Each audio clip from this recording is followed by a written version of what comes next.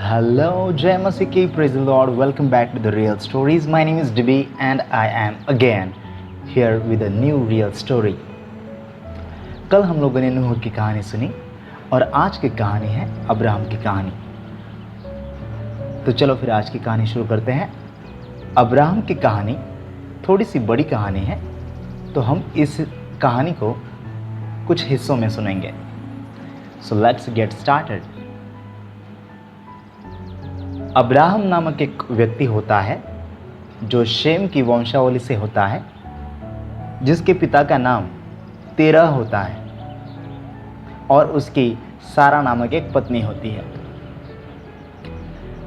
तब परमेश्वर अब्राहम से बातें करते हैं और उसे अपने पिता का घर छोड़कर कनान देश की ओर जाने को कहते हैं।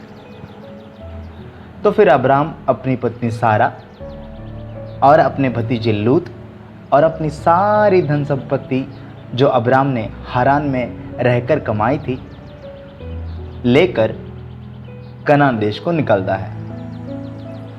और जब अब्राहम हारान नामक देश से निकलता है तब उसकी उम्र 75 साल होती है। और फिर अब्राहम मिस्र देश से होते हुए कनान में आ जाता है और अब्राहम के पास बहुत सारी भेड़ बकरियां, गाय बैल, सोना रूपा बढ़ जाता है।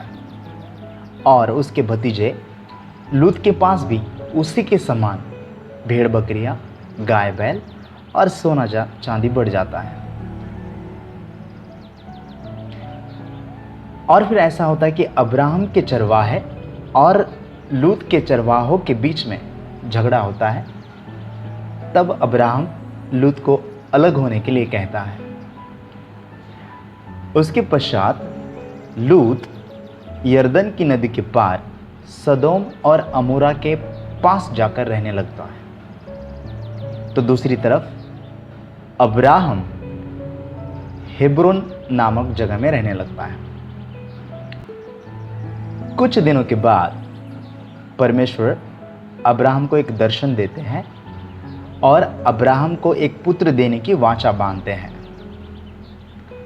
परमेश्वर अब्राहम को तंबू से बाहर ले जाकर आकाश के तारागणों को दिखाकर यह कहते हैं कि तेरा वंश भी ऐसे ही होगा। तब अब्राहम परमेश्वर पर विश्वास करता है और अब्राहम का परमेश्वर पर विश्वास करना उसके लेखे में धर्म गिना जाता है।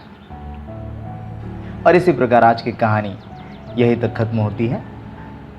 कल मिलेंगे इस कहानी के दूसरे हिस्से में। कहानी अगर पसंद आई तो आप लाइक कर सकते हैं, इसे शेयर कर सकते हैं, या आपके पास कोई सवाल या कोई सुझाव हो तो आप मुझे कमेंट बॉक्स में लिख सकते हैं। मुझे आपके कमेंट्स का इंतज़ार रहेगा। See you tomorrow. Till then take care, bye bye, God bless you.